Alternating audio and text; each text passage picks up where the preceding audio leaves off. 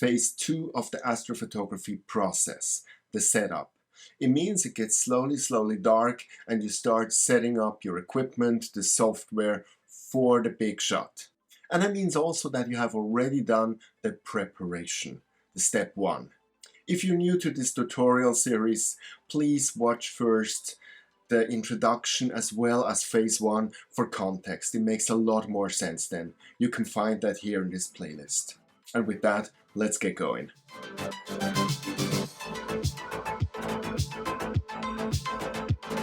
Hey, this is View into Space. I'm Sascha from Switzerland, so grüezi miteinander, and thanks for watching my channel. So if you have already seen some videos of this channel, you see a big difference, and that's my telescope that's standing right behind me. The reason is I had to take it down for maintenance, upgrading the firmware, changing some hardware, and so it was a good moment also to shoot this video and to show you everything live on the telescope. So this is a Celestron CPC 800. Usually it stands on a wedge, on a tripod, 2 floors up on my terrace. So remember, in phase 1 we did the preparation. We figured out when we want to shoot, where we want to shoot, what we want to shoot, what we need for this shoot, and how we exactly want to frame it. This was basically it.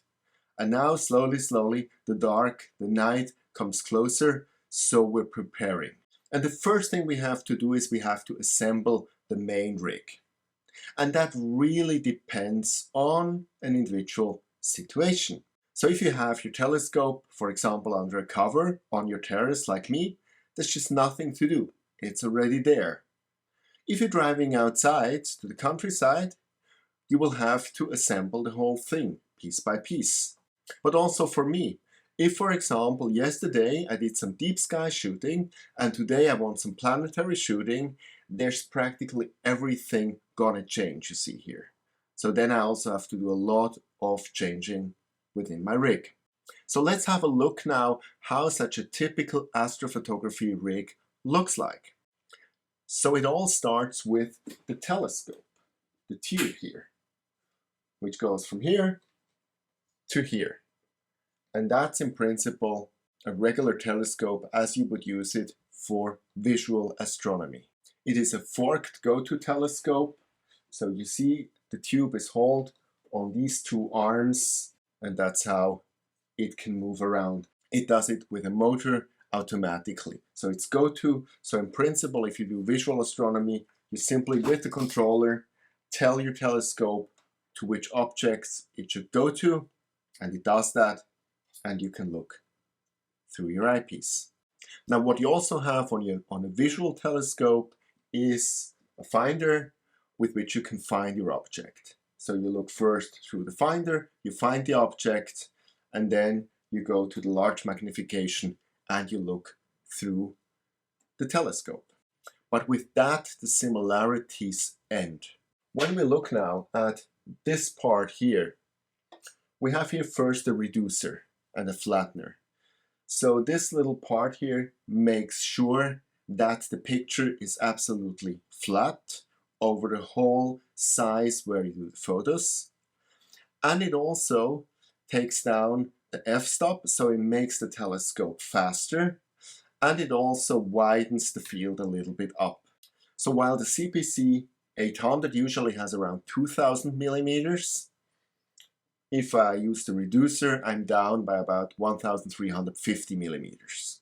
If I obviously want to shoot a small galaxy far away, I can take this part out and make use of the full 2000 millimeters. The next thing is here, these are some spacers, and they're used to put the camera more to the back so that it actually is in focus. The next thing here is an electronic filter wheel.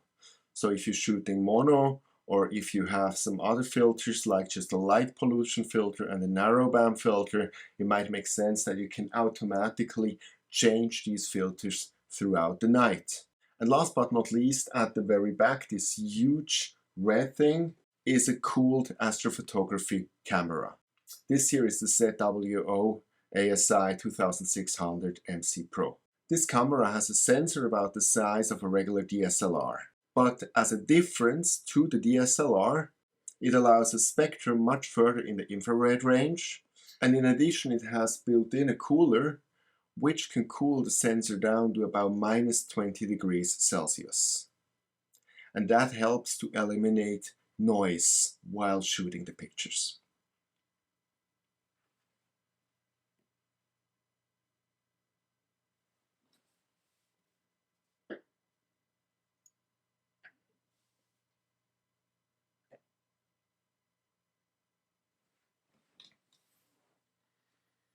So the next thing we're looking up here. And here you see a second small telescope, and that's the guide scope, together with a guiding camera. This combination of scope and camera does nothing else than actually keep the telescope on target.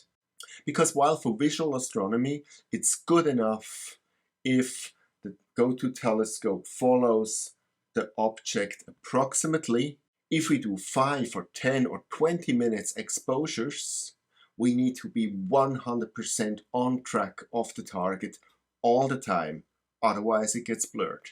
And this scope and this camera, together with the software, accomplish exactly that. And whenever the telescope might stray off the main object, it transmits a correction command to the motor of the telescope, and the telescope corrects itself again to be on target. If we go now a little bit further over here, you see here an electronic focuser. So while with a visual telescope you do the focusing by hand, for astrophotography we have to do it electronically, so that throughout the night, when the focus might change based on a different filter or based on a temperature change, that the telescope, or better the software, can readjust the focus. Last but not least, if we move now the telescope all over here, you see here this blue box, and this blue box has the task of distributing the energy all over the telescope, and we will see that in step 2. That's quite a substantial task. Also, we have in here a dew heater ring, which ensures that no dew forms on the telescope front throughout the night. And if you wonder what that here is, that is simply a weight, because we have so much stuff back here that to keep it about in equilibrium, we need to put some weight in front to balance it. And so if we put all that together and have checked that it works, then we come to the step number 2. And the step number 2 is the thing that kind of fascinates a lot of people the most. And that's how many cables are actually going around such a telescope. At the moment, there's almost none. And you wonder, as an outsider, why would it need so many cables? It looks so complicated. So I will put now all the cable on these telescopes that it needs, that you can actually experience live why there are so many cables. So let's get going with that. So the first thing we need is power. And I have here a 100 amp brick to ensure that we have the power. And I put this in the input here. So the next thing I have to do is I have to provide power to all that needs power. My telescope definitely needs power, so I put one in here. Put that also to the blue brick. Then I put a second one to the blue brick. And this one goes to the camera, because the cooling part needs a lot of energy. Then I need to provide power to my dew heater. So this is front here, so hard for you to see here. And there's a connection which actually connects here. Okay, that's connected too. So what we've done until now is the pure power part, so the electricity. And what we're now getting to is the IT part. So for that, obviously, we need a computer. And this here is my little Windows mini computer that I'm using. So I put it now here so that we can use it. So what do I have to connect? First of all, I have to connect through the handpiece my telescope. So the first USB gets filled. Then I need to connect my camera. The second USB gets filled. And you hear now immediately that the cooling starts going. Next thing, I have to activate my guiding camera. And that goes here in this USB port at the main camera. The same thing happens now with my electronic focuser. And then this also happens again with my filter wheel. Given I don't have any more space here, I have to go to the main computer again. And we are not finished yet. I also have my Pegasus power brick. I also have to connect to the computer so that I can steer it and shut off the power when needed. And ladies and gentlemen, that's it. That's the full beauty with all the cables on it. Now if I'm working at home, this is all that I need. Obviously, these cables should be sorted then a little bit better so that not when the telescope moves, some tangling cables are ripped out. If you go to the countryside, you need a few more things. First of all, as you can see, it needs a lot of electricity, and in the countryside you don't have the electricity. So you need something like this, a substantial battery which actually will deliver the power for a whole night to run all this thing. And another thing that it actually needs is internet. And if you work with either an ASI Air or such a mini computer, you need a dedicated Wi-Fi network so that remotely you can actually access it and control it. And for that, you have something like that where you can actually build such a Wi-Fi network with your cell phone in the field. And with that, we are absolutely ready hardware-wise to start the night. And we have now to wait until the stars are out. And when the stars are out, we go to the step 3. And the step 3 is the alignment. So the issue is that while this telescope has GPS, it still doesn't know in which direction it is really pointing. And we have to tell him that. There are various methods to do that. The simplest one is with the hand controller. We can do an alignment there. So it tells you a star, you point to it, you say, I'm now at this star, and then you go to a second star and a third, and then the alignment is done, and it knows. And from that moment on, it will automatically direct to whatever object you tell this telescope. The second option how you can do that is with some mount software, like the CWPI, which comes with this Celestron. This makes things already a little bit easier. The most comfortable way to do it is with the Celestron StarSense alignment. And what it is, it's another camera which comes on top here, and then actually the telescope finds out itself with the camera where it is, and you have to do nothing about it. Once we have done the regular alignment, if you have an equatorial mount, or like me, a wedge, then you also have to do the polar alignment, so to prove that it actually is exactly pointing north and has exactly the wedge the right inclination. And this makes the thing even more complex and time consuming. As a next step, we're going now to our computer or iPad or other tablet, and we initiate the automation. Because we're not sitting here the whole night and triggering the pictures, but we let the software do that for us. And there are two main options to do that. One is a little device which you also put somewhere in a telescope, one more device from ZWO, and that's called ASI Air. It's very popular. You connect everything to that little device instead of the PC, and then with your iPad you can steer everything. The second option is that you use a PC and you use a software called Nina, and that's what I'm doing. And I will now go on my computer and show you what I'm doing in Nina. Okay, welcome in Nina. So Nina, as stated, is an automation software, so it controls everything you have seen we installed. So I started here with the camera, and sorry for the noise which you will hear, that's the cooler of the camera, I cannot switch that off.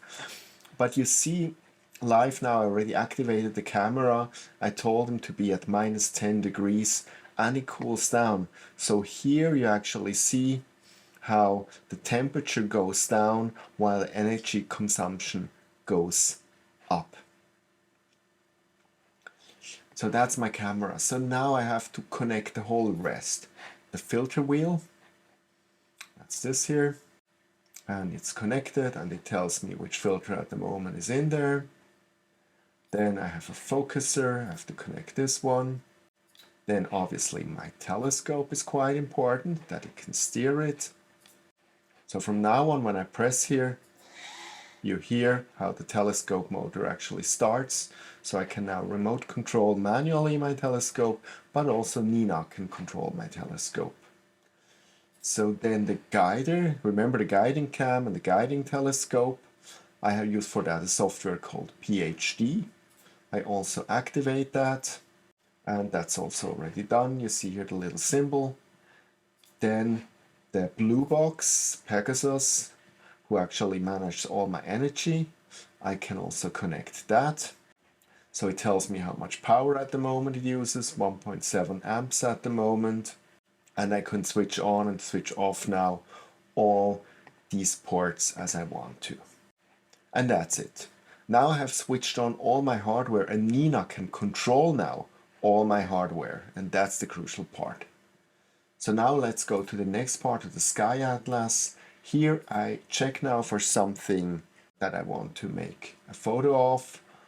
Let's take M31, search for it, and here it is. So I say set for framing assistant. So it goes now to the framing assistant, and here I see Andromeda. And you see the issue here is that my telescope is actually too strong for Andromeda.